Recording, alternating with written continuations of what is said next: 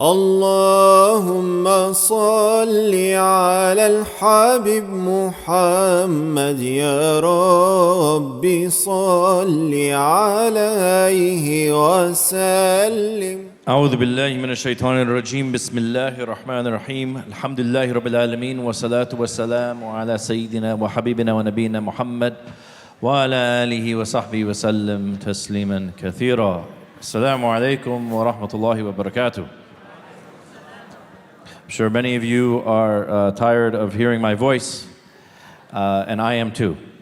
So I am hoping today, inshallah ta'ala, that our distinguished guests will be sharing with us their reflections and inshallah ta'ala sharing with each other their viewpoints on the topic of faith at the crossroads.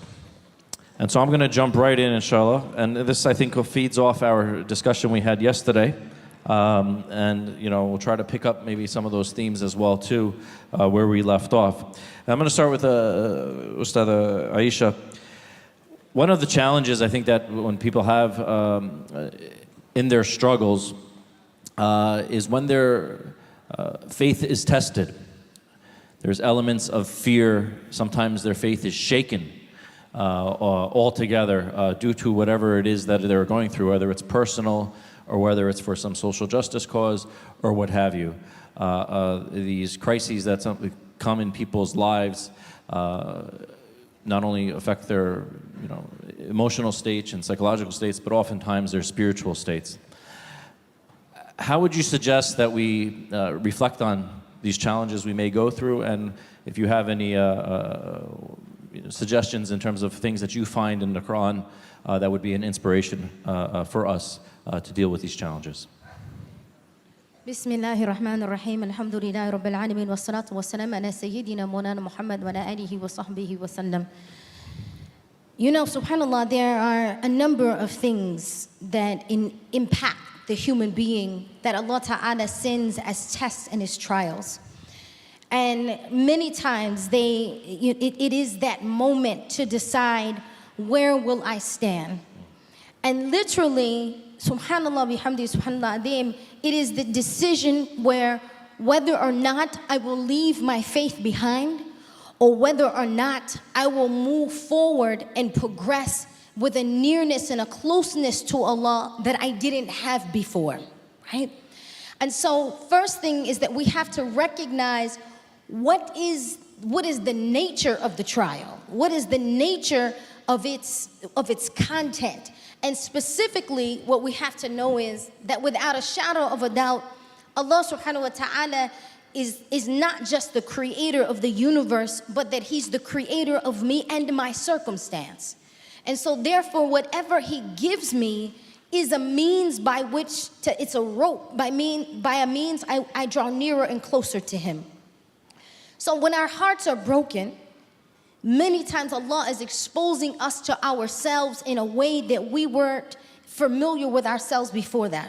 When our hearts are broken, we're able to see the contents that lie within it. So maybe before that, I thought that I had strong iman, or maybe before that, I thought that I thought that I was a humble person. But then when Allah sends that trial, that test that was specifically designed with me in mind, then we're able to recognize in reality there's cowardice there, or in reality there is impatience there, or in reality there's vanity, or there's arrogance, or there are things, my faith is not as strong as I thought it would be. As soon as Allah sends a trial, I'm immediately harmed by it. And subhanAllah, there are multiple things that are in the Qur'an, but one specifically, just this ayat, it begins in Surah Al-Hajj.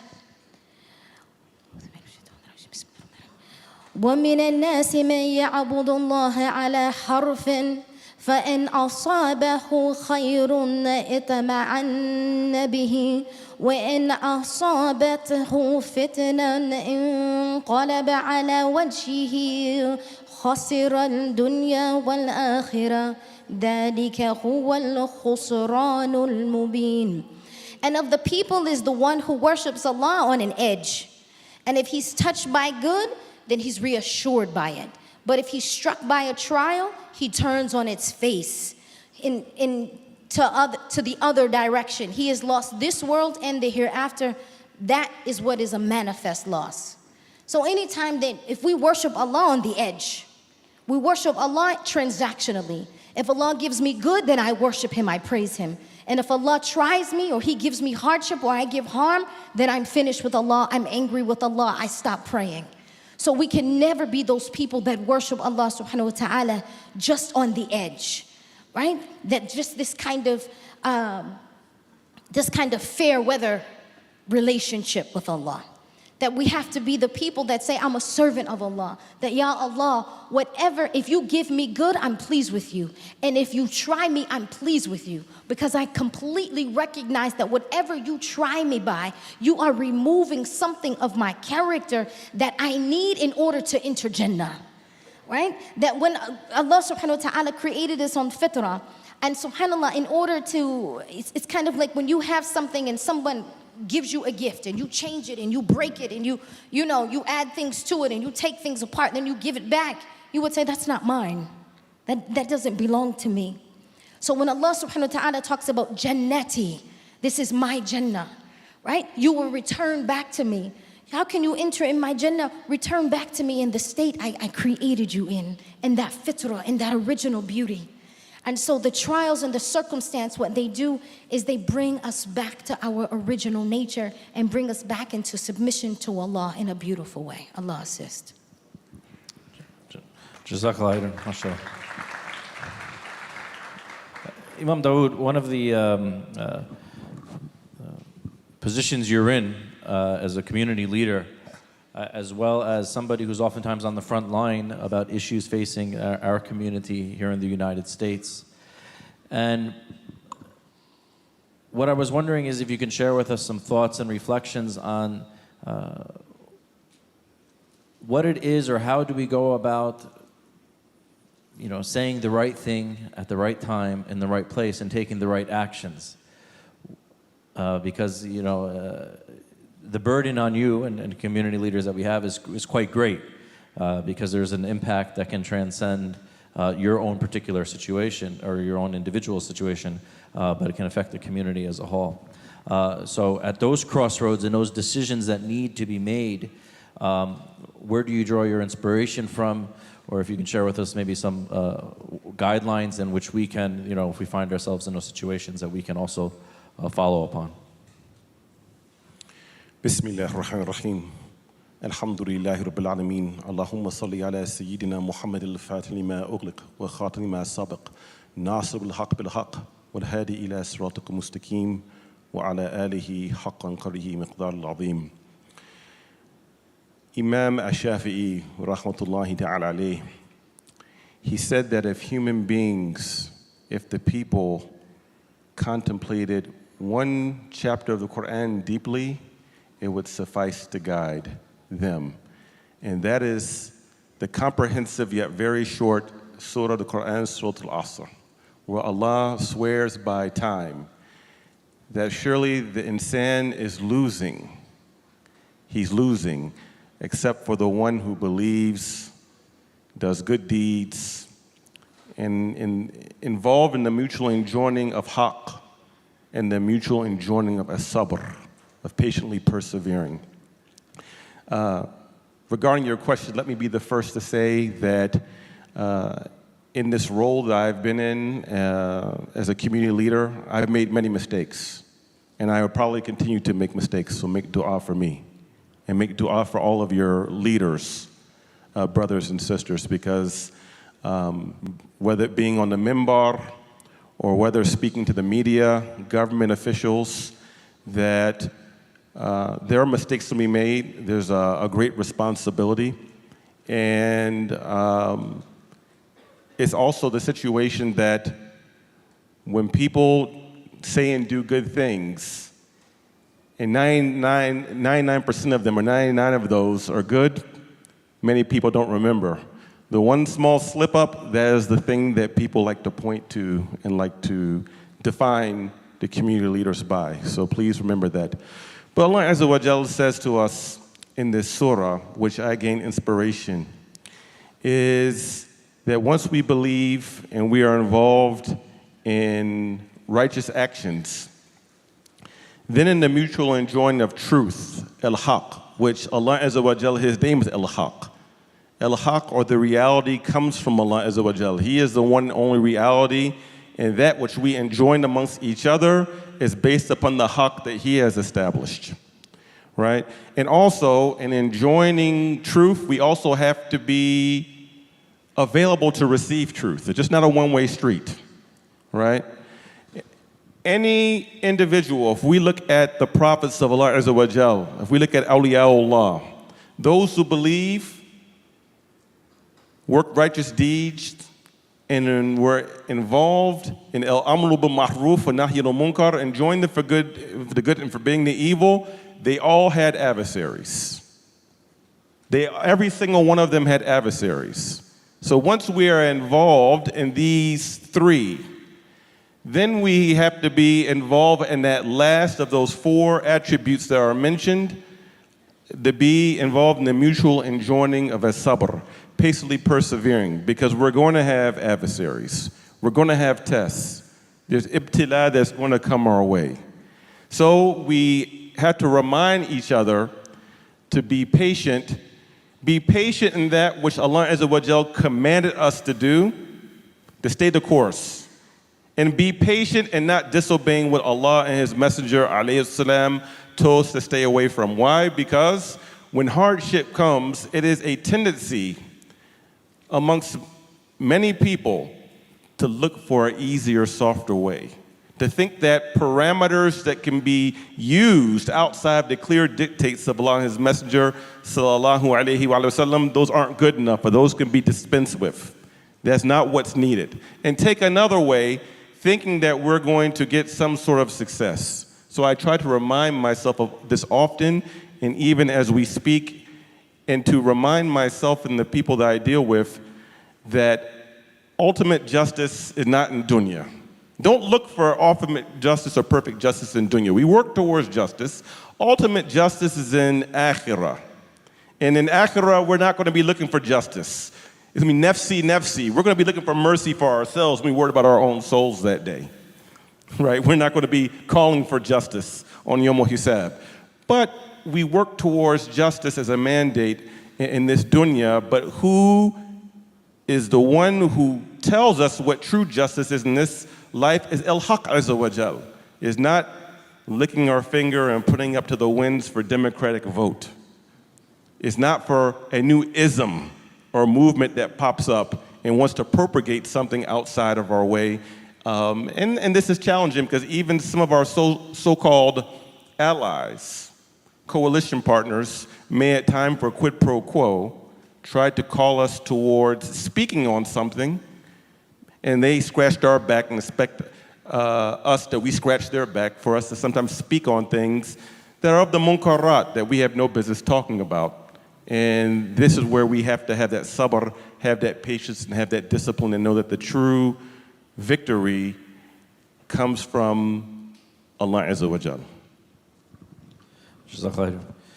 And if anybody ever wants to interject, please feel free to do so. Sheikh Yasir, if we can maybe take a step back, if you can give us maybe a theological framework of why it is that our faith is tested, whether it's individually or collectively as a community, what is that purpose?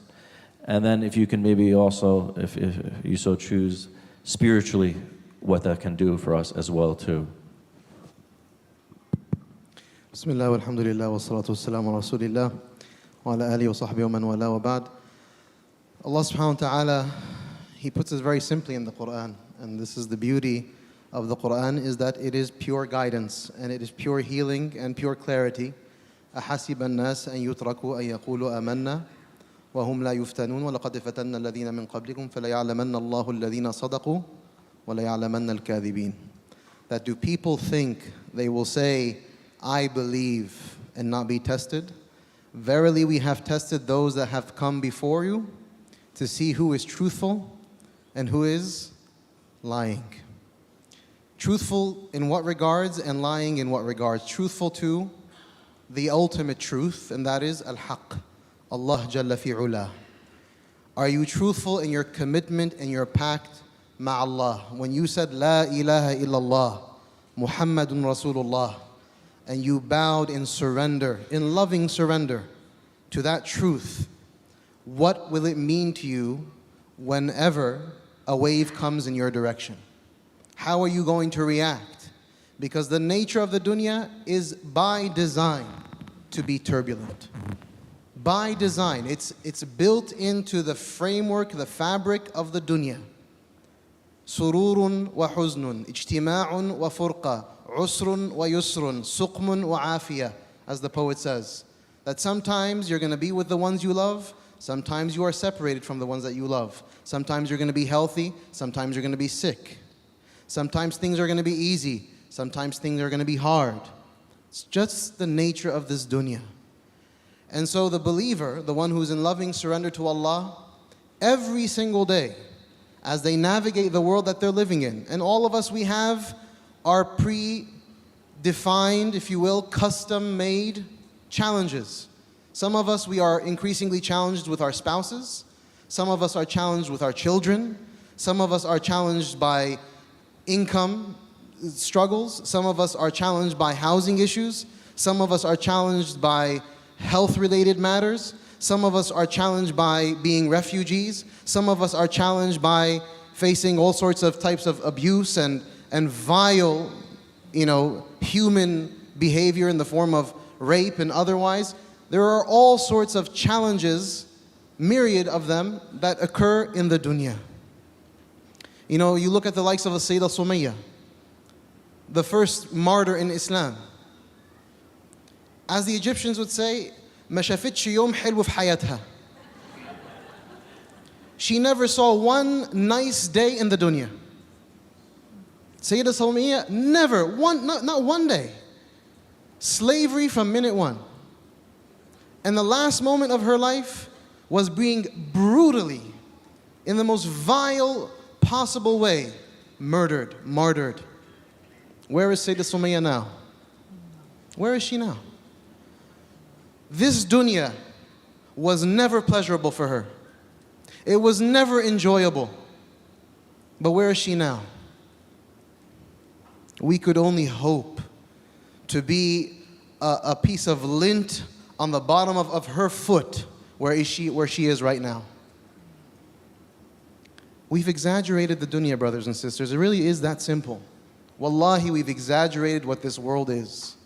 We've exaggerated what it means. We are so inundated by it. We are absorbed within it. It blinds us every single moment of our lives. These bodies blind us. Our relationships blind us. Our homes blind us. Where we live blind us. It's all there as a simple challenge and a test to see, do you really believe in Allah? That's it. You look at every single challenge around you. Don't think for a moment that أنت بدعا من الناس, that you are somehow unique in the tests you face. Everyone is tested. Every single person has their challenges. Allah knows what He's doing. He is Al-Hakamul Adl. He is Al-Alimul Hakim. He knows precisely what is happening. He is Khabir, fully aware of every single thing that is taking place. And He never looks away.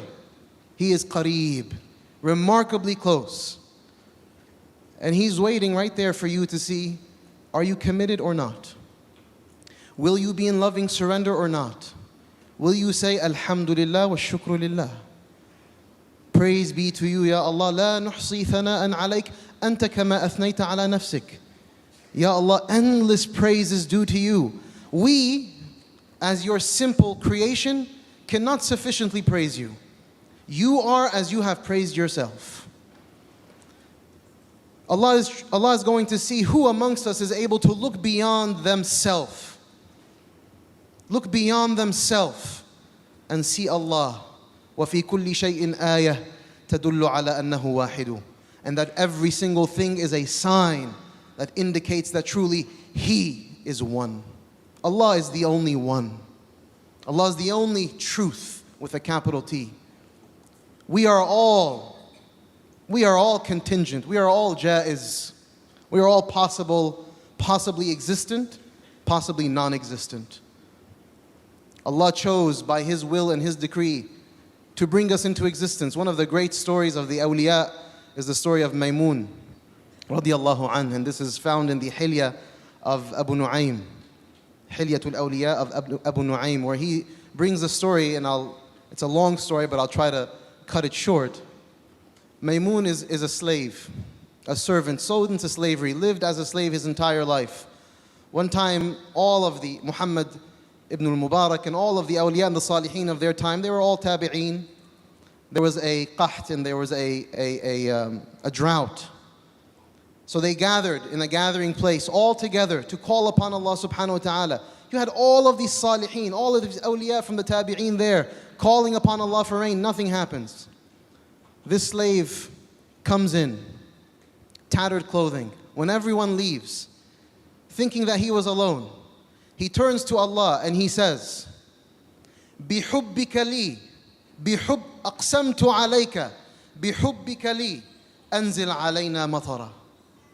This servant turns to Allah, and Muhammad ibn Mubarak is there paying attention, but the slave doesn't see him. He turns to Allah and says, I swear upon you by your love for me, bring water down upon these people. Suddenly the rain gathers, the clouds gather, and the rain falls. And so Muhammad is there and he's astonished. He follows this man and he says, he grabs him, he says, how could you claim that Allah loved you? How could you make that claim? He said, just please stay away from me. I'm a simple servant, I'm a simple slave. Just let me go back to my master. Leave me alone, please. He didn't know who he was talking to. He goes into this house. The next day, Muhammad comes in. He says, I want to buy a slave. So the slave master brings out slave after slave after slave. And he's like, I don't want any of these. Then as he's leaving, he sees this one slave that he saw the night before in the back. He says, I want him. So the slave trader said, he's worthless. He's weak and tattered and he can't carry a thing. Just leave him there. He said, no, I want to buy him. I want him. So he buys him. And so he says, now Muhammad owns him, right, technically. So the slave says to him, why did you waste your money on me? I am worthless. You shouldn't have paid any money for me. He says, I did not pay so that you can serve me. I want to be your servant. So he says, why? Why are you saying this?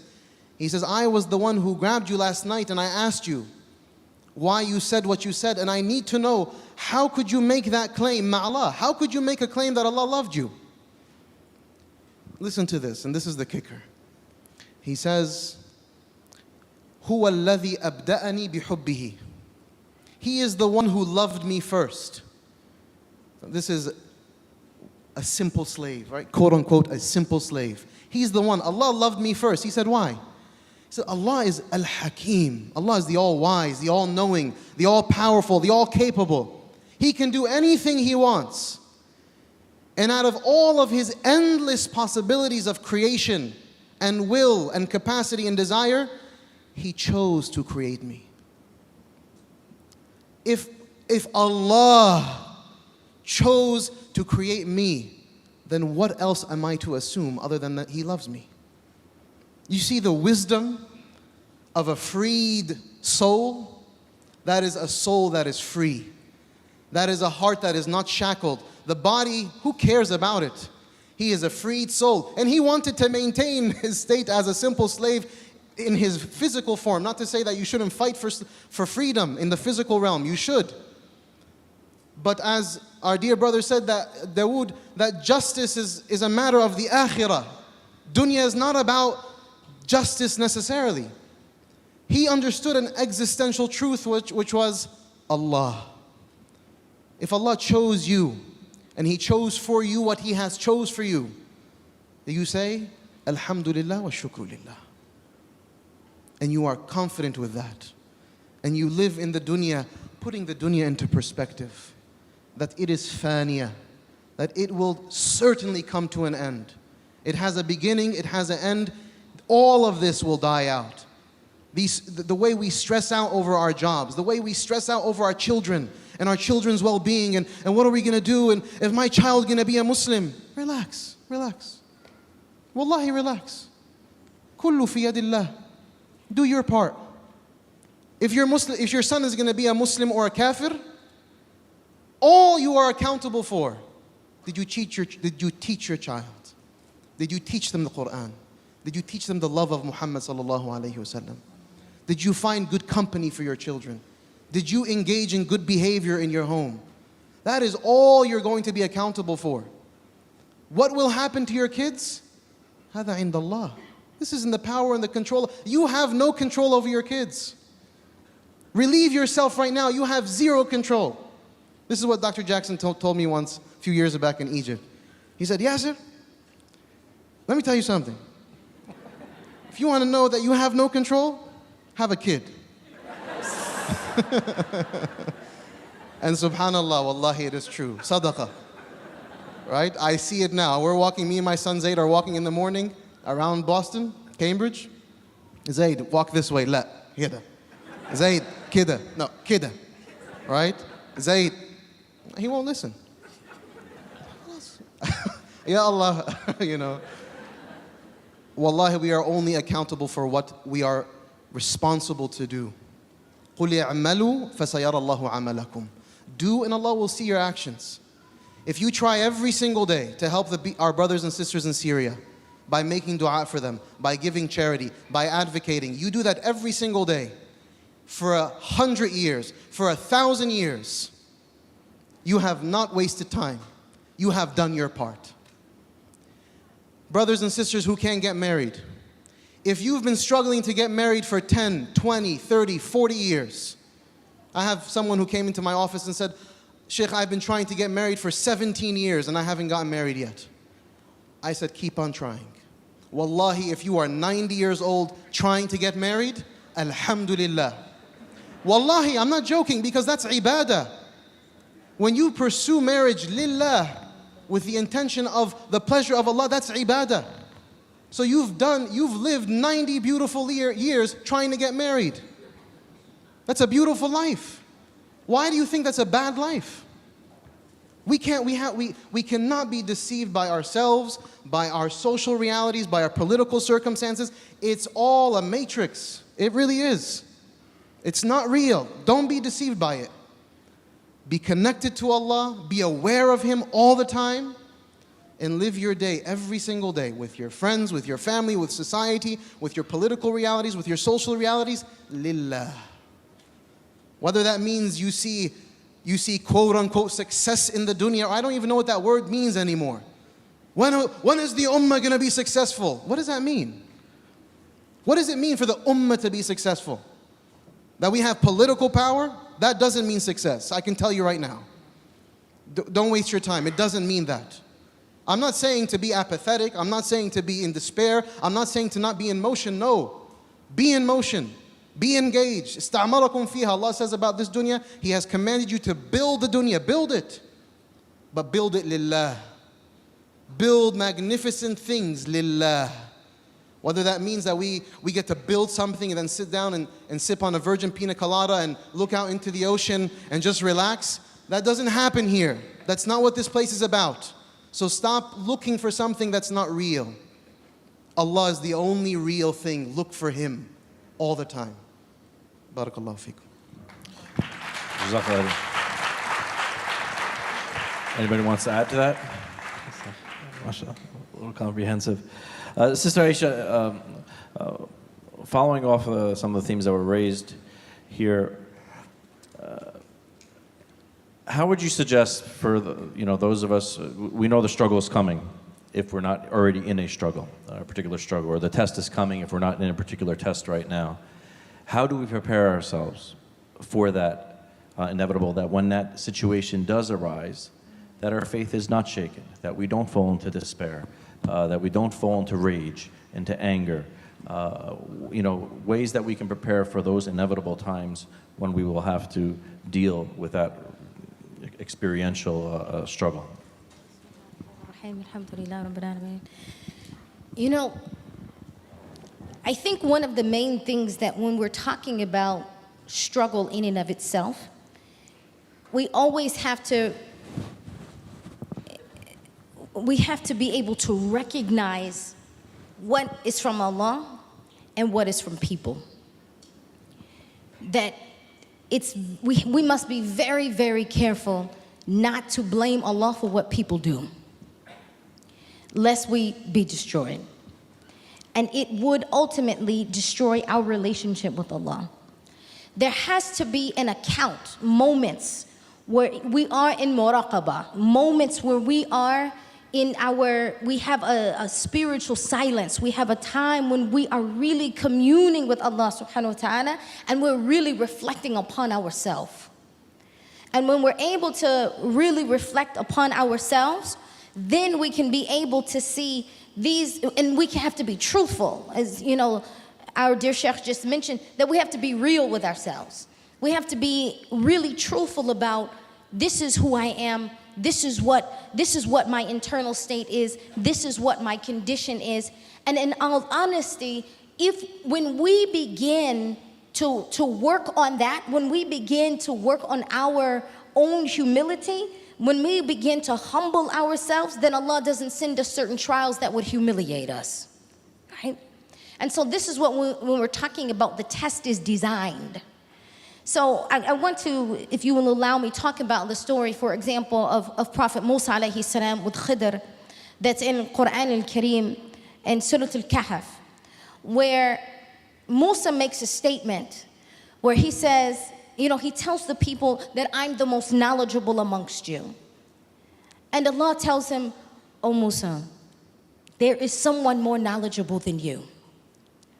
So Musa immediately has a humble heart and says, "Ya Allah, let me meet them. Let me study under them. Let me study behind them." And so, alhamdulillah, we're all familiar with the story where Musa starts on his way with him and Yusha bin Nun.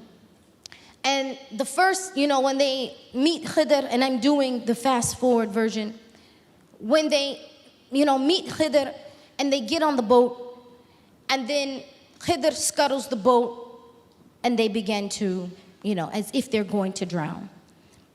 Next case, and Musa in this moment, I'm sure as a prophet of Allah, he would have, alayhi salatu wasalam, he would have seen himself that I'm a person of patience. I've seen a lot, what I've gone through, I'm a patient person. But in this moment, he had to actually question himself. And as a matter of fact, he told Khidr, you will find me a patient servant. You will find me one who is patient with you, right? Even after Khidr had told him, you won't be patient with me. He said, you will find me patient. Right? So confident about it. If you don't, you can depart with me. After the third time, you can depart with me. He feels secure in that. Then the next trial, when they get to land, he witnesses Khidr murder a young boy. And when he murders this young boy, immediately Musa has a reaction. He becomes angry. He becomes, why would you murder him? Why would you do that? This is a young man in the beginning of his life. And then we get to the next one where they go to the inn, and they're at the inn. And as they're at the inn, they tell him basically, you can't stay here. There's no room for you. And he puts them out. And as him and Khidr are sitting and waiting outside, Khidr notices the wall is falling. He goes and he stands up the wall. The truth of this, one of the meanings of this story is about divine decree. About how do we react when Allah's divine, and I literally want to say his divine decree, his divine mercy descends upon us. And we might say, well, where was the mercy in this? Literally, in the case of the boat, we're familiar with the story of how Musa is placed basically in a basket or in a container on the Nile River, and he's sent, he ends up at the home of Pharaoh. But also, I'm sure as a child, he's told this story many times. And so with Musa, what we discover is that there's a fear of death, and there's also a fear of water. And that's important in terms of what we as parents, what kind of fears we put in the hearts of our children. Because Allah subhanahu wa ta'ala sent Musa this trial in order to remove that from his heart. What's the purpose of removing that from his heart? Because Allah subhanahu wa ta'ala has a divine purpose and a divine mission for Musa, that he has got to be able to have the confidence that when he faces the Red Sea, when he faces that, he's got to have the confidence that Allah subhanahu wa ta'ala is not only going to save him, but that he can command this water. Right? And so he experiences this trial specifically with the water and has to overcome the fear of death and this drowning. Now in the next case, Musa grew up with there being mass murder, where Pharaoh is killing all of the young boys. He's killing, because he's that first generation of young boys that are born, he's killing them because he's afraid, right, to lose his own status and position. So Musa grows up seeing a lot of bloodshed. He grows up seeing a lot of murder. So in this moment when he witnesses that, there's another grief and in addition to Musa leaves because he has accidentally killed a man. So inside of that, Allah is causing Musa to face within himself his own fear and his own shame as it relates to matters of the past. But in order to be successful for when he has to face Pharaoh again, right? When there will be believers who lose their lives, or again, when Allah subhanahu wa ta'ala calls for those who worship the calf, when Allah calls for the punishment of them, and there will be another matter of bloodshed, Musa has to have the level of confidence in Allah subhanahu wa ta'ala that Allah's divine decree is actually a mercy and a training for what Allah wants from me for my life. And then lastly, in the case of, him being put out, and we know that ultimately what Khidr was doing was standing up the wall because there was something for the orphans, that those who had been orphaned, that to cover their trust, to cover that which their parents had left for them. And subhanallah, bihamdi, subhanallah, adim, we all have, especially those who are definitely African American, you're Arab, you're Desi, if you're suffering from Islamophobia, we all are addressing matters where we feel oppressed, where we feel like we have been put out, when we feel like that we have been shunned, that we are left out of being able to come into the warmth and the comfort of someone's home or someone's society or someone's culture, right? But Allah Ta'ala is saying to Musa, do not be angry, right?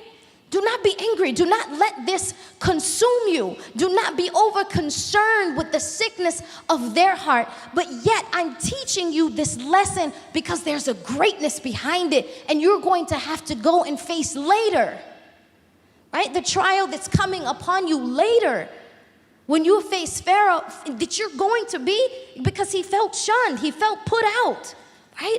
You're going to have to face that, and you're going to have to train a people, right? Bani Israel, these people felt a deep level of oppression. You've got to be able to be a prophet for them. You've got to be able to be a guide for them. And you cannot let them be consumed by their anger and their feeling of, and not to be overcome by those who wish to oppress them.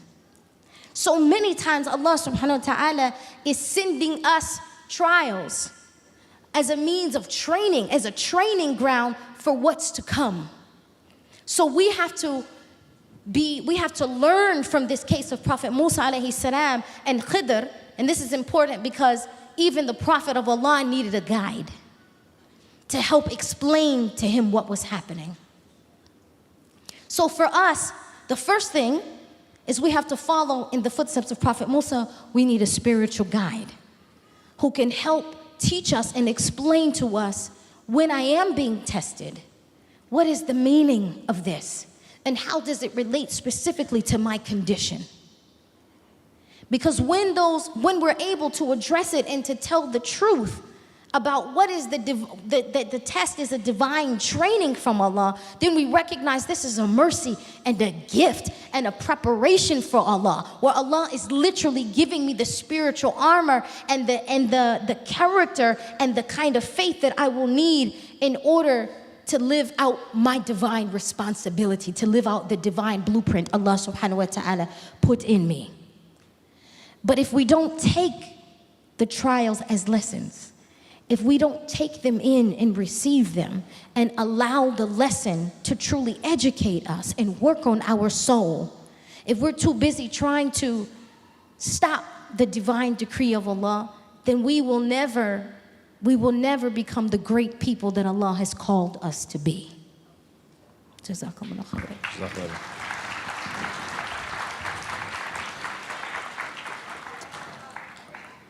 Imam Dawud, anybody have something to add to that?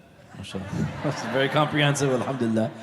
What I'm going to do, I'm going to throw this question out in general, and then if you have some thoughts and reflections on it. One of the, I think, challenges we face as a community, and oftentimes we see this being discussed and debated in social media circles especially, is the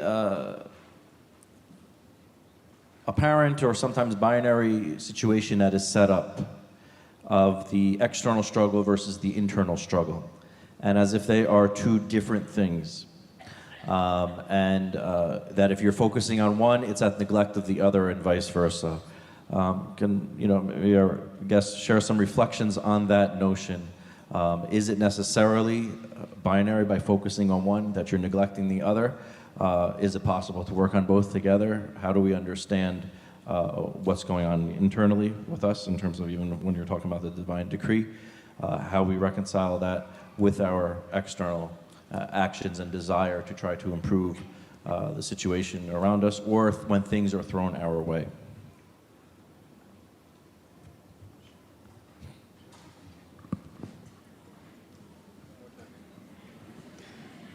Bismillah.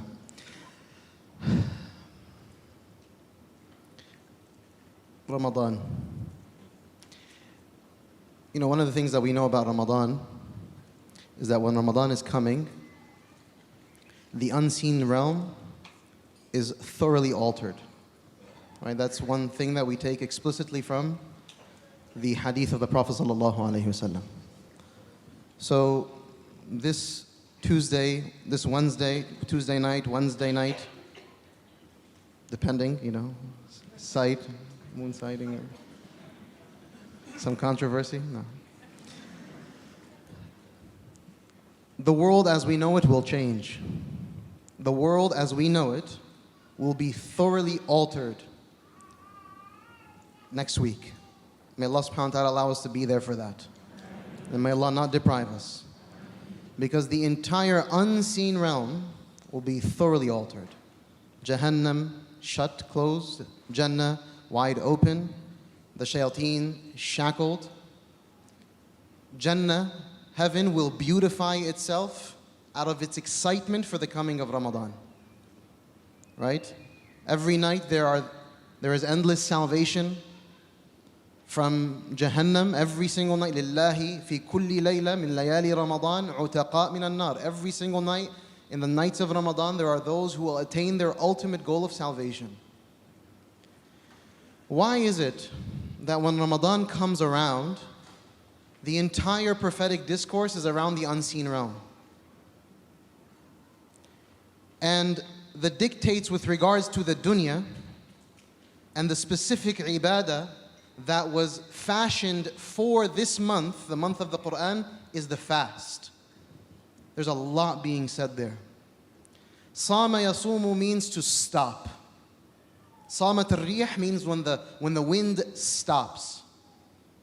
Allah subhanahu wa ta'ala is making it that the dunyawi reality that we will be experiencing, the ibadah that's constructed for this month of the Qur'an, the month of guidance and increase, is a month when you stop, when you disengage from the dunya, when you stop the things that make you really function every single day.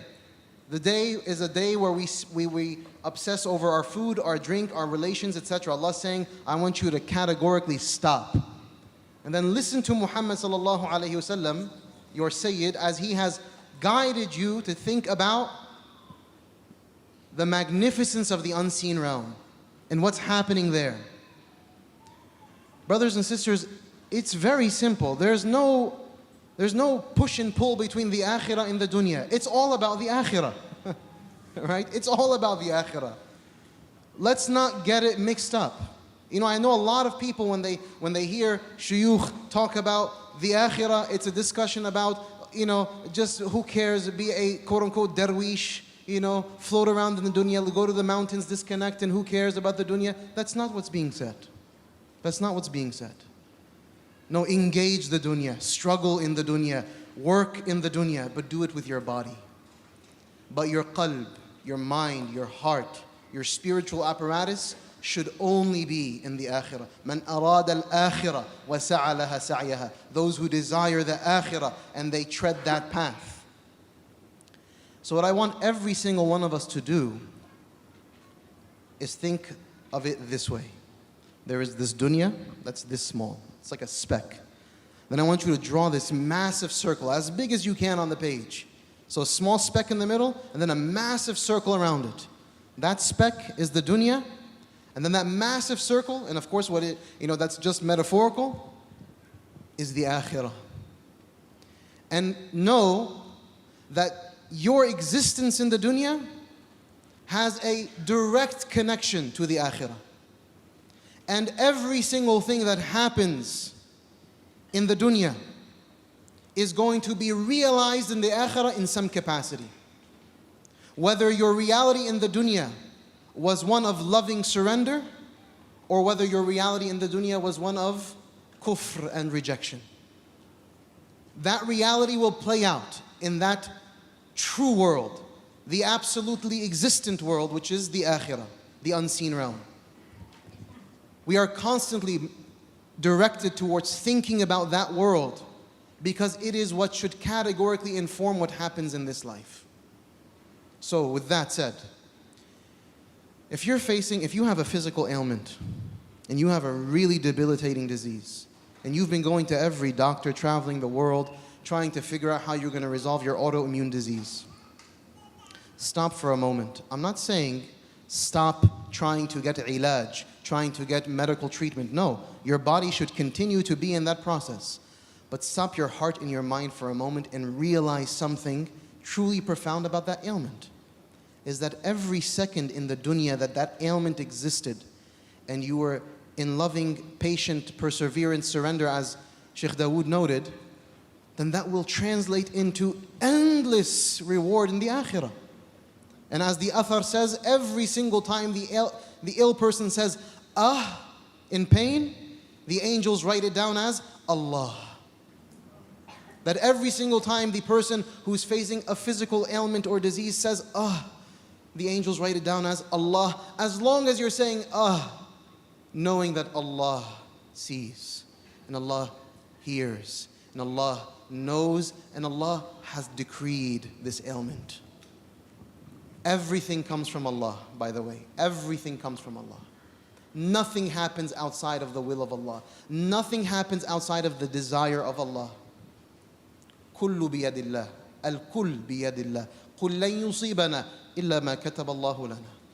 Whether Allah uses people, things, objects, all of it, always look for Allah.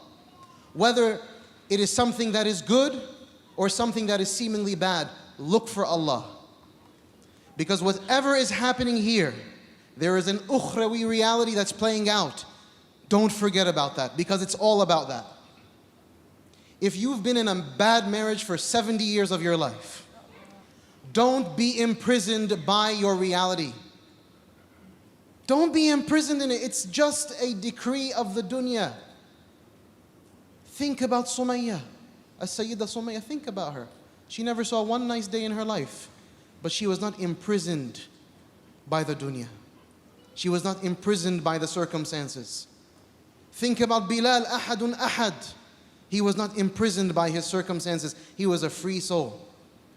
Think about Sayyidina Maymun, free. You want to be free? Don't be imprisoned by your circumstances. Don't be imprisoned by your husband or your wife.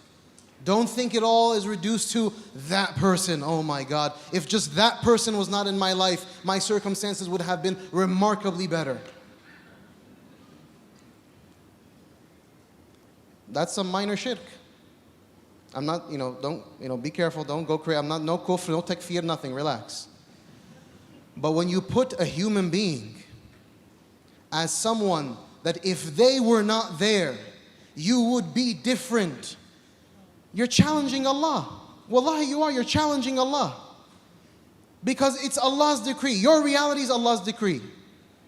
If I simply just had this job, or if I just had these political circumstances, or if I didn't have to deal with this at school, if I just didn't have to fulfill this obligation, that's the negotiation we're all making because we think it's a matter of the dunya, but wallahi it's a matter of the akhirah. Don't be imprisoned by your circumstances.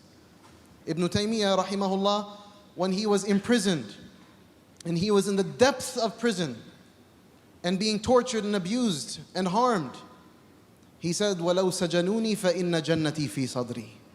And if they were to put me in prison, my heaven is right here. You can never mess with my heaven. You can do whatever you want to my body. Go ahead, fidak. But my heart, my qalb is mu'allaq billah. So you can never mess with me. Take that spirit to your relationship with your spouse. Take that spirit to your relationship with your kids. Don't be obsessed over your physical, social, emotional, psychological circumstances. If you're lonely and you're by yourself in the world, and I know a lot of us in this modern world, we are very lonely. Millennials today, millennials are the loneliest people.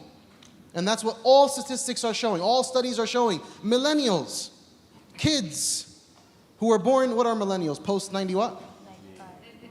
No, 1980. Something, okay, whatever. There's ikhtilaf right now. We'll figure out, we'll deal with that later, okay? You know what millennials are. Kids, right? And excuse me, all the millennials in the room, I love you. Right? But this is a reality of how insane is it that young kids are this lonely. What's going on? What's causing this loneliness? It's because we've removed Allah from the equation. We think that by turning our children into social, social justice activists, or turning them into people who care about, the freedom of themselves from the shackles of man, in the sense of like, as long as I am the one who can free myself from you who's an evil person, and that you are not having, then somehow I'm going to be free. Wallahi, so many of us are lonely, so many of us are miserable, we are in despair because we've done much of what we're doing at the expense of Allah Jalla wa'ala.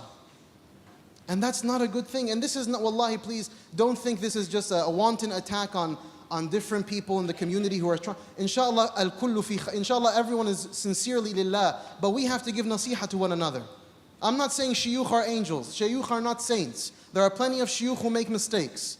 And as Sheikh Dawud noted, there are many shuyukh, many of us who need your dua, all of us, who will make mistakes. There are many shuyukh who will fall flat on their face. But it's not a competition. It's about Allah. And we need one another for the sake of Allah. We need to remind, if I'm not reminding you of Allah and you're not reminding me of Allah, then we're not fulfilling our huquq to one another. Because I don't want Sheikh Dawud to drag me Yawm al-Qiyamah and say, Allah, this person right here, Yasir Fahmy, he never reminded me of Allah. And I want my haqq from him right now. Because his duty was to remind me of you. Because he said nafsi nafsi, right? That's what he's going to be doing. Anything he can get, right? So, all of us were going to be doing that. Whatever we can do to get ahead in the afterlife, that's what we're going to do. Why don't we do that now?